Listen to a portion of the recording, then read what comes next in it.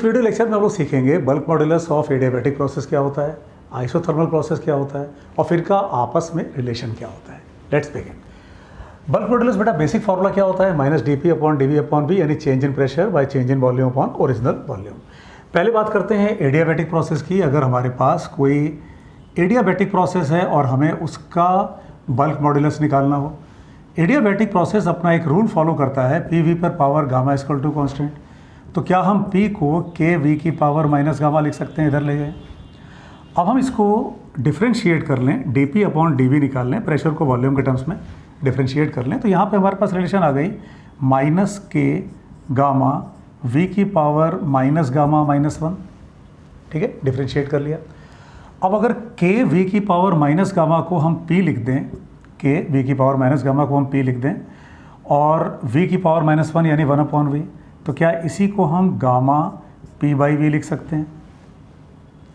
V को अगर हम लोग इधर ले आके एडजस्ट कर लें तो क्या ये relation minus dP upon dV by V equal to gamma times P की मिल गई।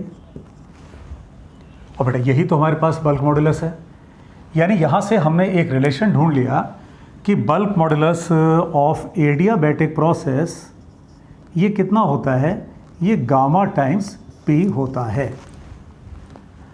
चलो अब यही बात करते हैं आइसोथर्मल के लिए और उसके बाद देखेंगे इनका आपस में रिलेशन क्या है।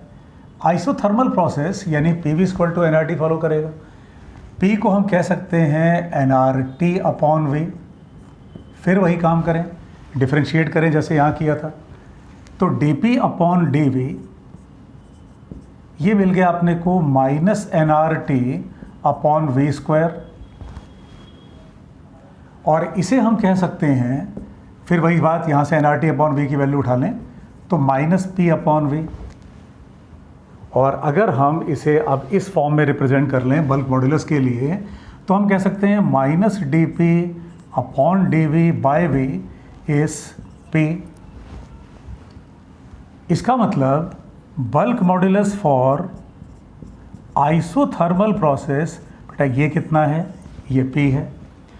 इन्हें अलग से भी पूछा जाता है एग्जाम्स में, एडियाबैटिक प्रोसेस, आइसोथर्मल प्रोसेस। अब अगर इनका हम आपसी रिलेशन देखें, क्योंकि एग्जाम्स में ये चीज़ कई बार आई है, तो एडियाबैटिक प्रोसेस और आइसोथर्मल को क्या हम ऐसे नहीं रिलेट कर सकते कि bulk modulus of adiabatic process is gamma times bulk modulus of isothermal process. ये रिलेशन कई बार एग्जाम्स में पूछी गई है।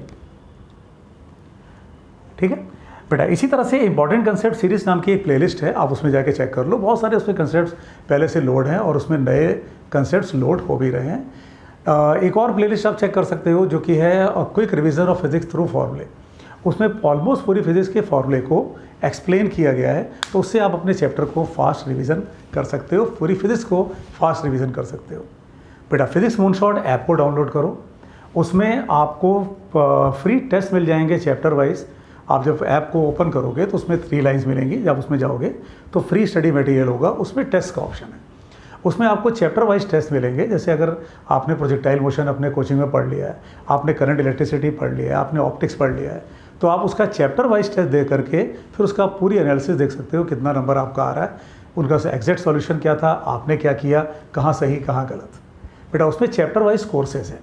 आप अगर किसी चैप्टर को सपोज स्ट्रॉन्ग करना चाहते हो, आप सपोज़ आपका SHM वीक है, सपोज़ आपका करंट इलेक्ट्रिसिटी वीक है और आप उसे और अच्छा करना चाहते हो, व्हाटएवर में भी द रीज़न, तो आप उस चैप्टर को परचेज़ करके बिल्कुल सिस्टमेटिक वे में पहला लेक्चर, दूसरा लेक्चर, तीसरा, फिर उसके बाद उनके होमवर्क, फिर उसके बाद आपने आगे का लेक्चर किया। जैसे किसी कोचिंग में पढ़ाई होती है कि टीचर ने पहले इतना पढ़ाया, फिर इसका होमवर्क, फिर इतना पढ़ाया, फिर इसका होमवर्क, बिल्कुल इस तरह से आपको ऐप में चैप्टर वाइज कोर्सेज मिल जाएंगे। ऑलरेडी कई चैप्टर लोड है, linear motion, projectile, Newton's law, friction, work, SHM, current electricity, बहुत सारे आप उसको चेक कर सकते हो। और वो बहुत नॉमिनल कॉस्ट में है, 300-400 रेंज में है। आप उसे परचेज़ करके अपने उस चैप्टर को बिल्कुल स्ट्रॉन्ग कर सकते हो और उसमें आप अपने डाउट को भी क्लियर कर सकते हो, चैट सेक्शन में डाउट पूछ के। तो बेटा download the physics moonshot app now.